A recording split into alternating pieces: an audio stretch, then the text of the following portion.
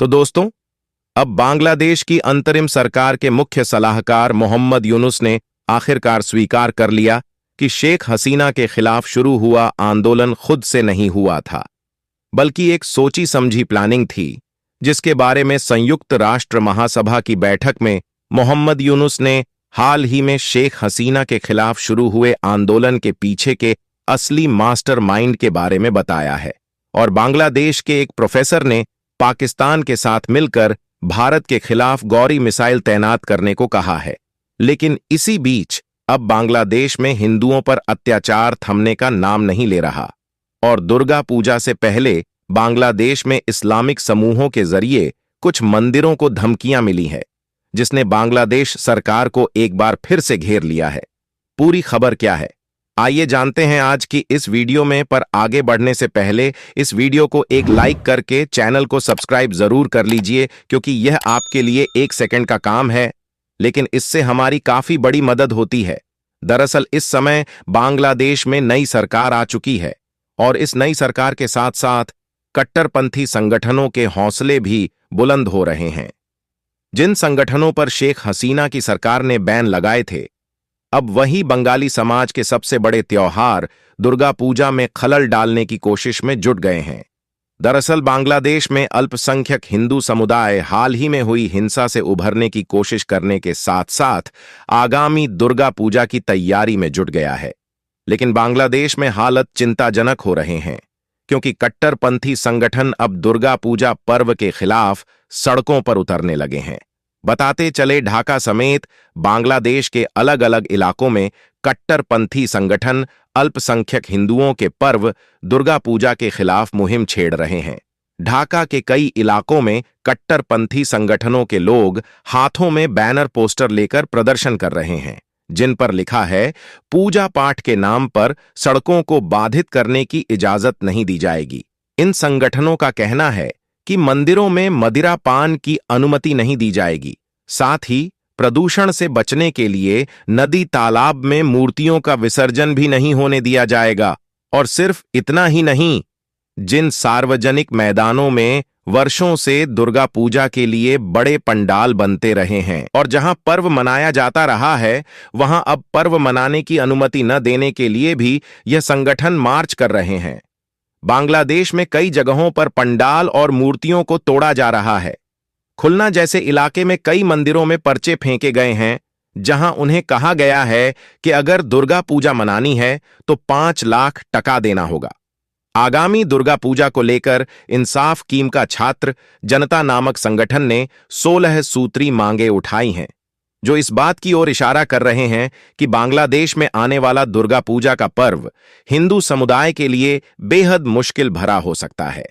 और जो बड़ी खबर बांग्लादेश की तरफ से मिल रही है, जिसने भारत को मुश्किल में डाल दिया है, वह यह है कि पाकिस्तान और बांग्लादेश की दोस्ती अब और भी बढ़ती जा रही है, क्योंकि हाल ही में ढाका यूनिवर्सिटी के प्रोफेसर शाहिद उजमान ने कहा है कि बांग्लादेश और पाकिस्तान को न्यूक्लियर ट्रीटी कर लेनी चाहिए, ताकि भारत के तरफ से महसूस होने वाले खतरे को दूर रखा जा सके।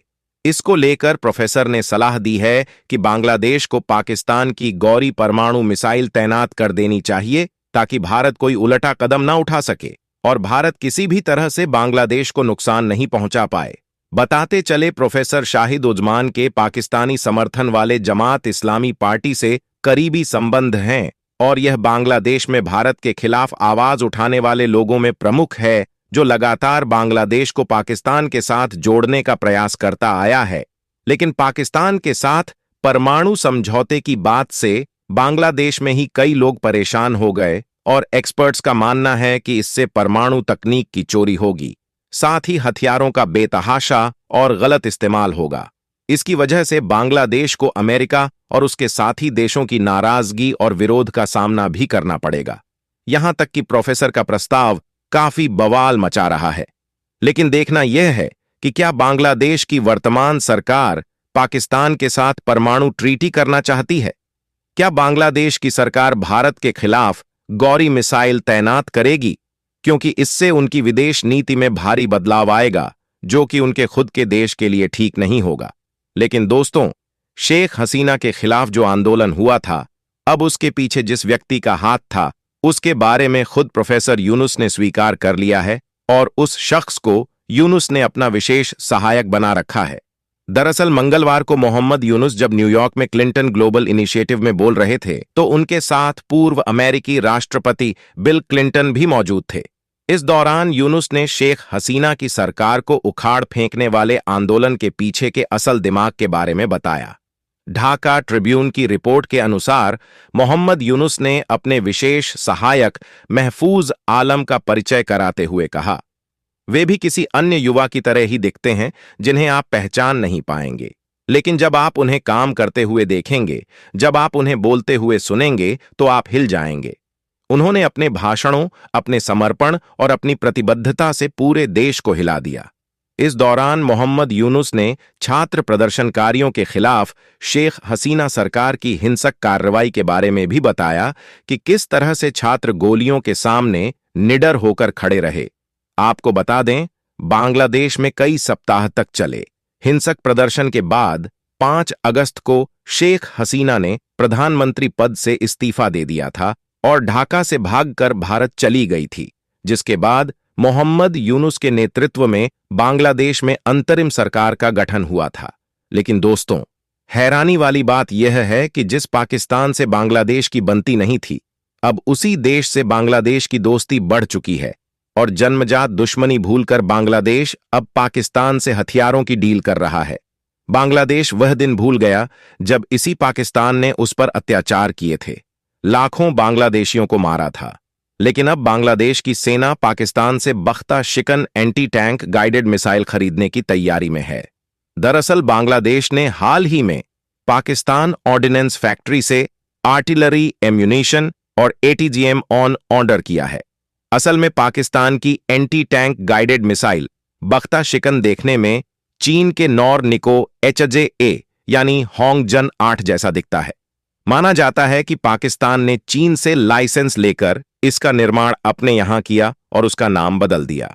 इस मिसाइल लॉन्चर में जो मिसाइल दागी जाती है उसमें आमतौर पर हीट वर्ड लगाया जाता है, यानी हाई एक्सप्लोसिव एंटी टैंक हथियार, जो किसी भी टैंक से टकराने के बाद उसकी धज्जियां उड़ा देता है, उसमें विस्फोट करके आग लगा देता है। ऐसे में दुश्मन के सैनिक टैंक में ही जलकर खाक हो जाते हैं और टैंक बर्बाद हो जाता है।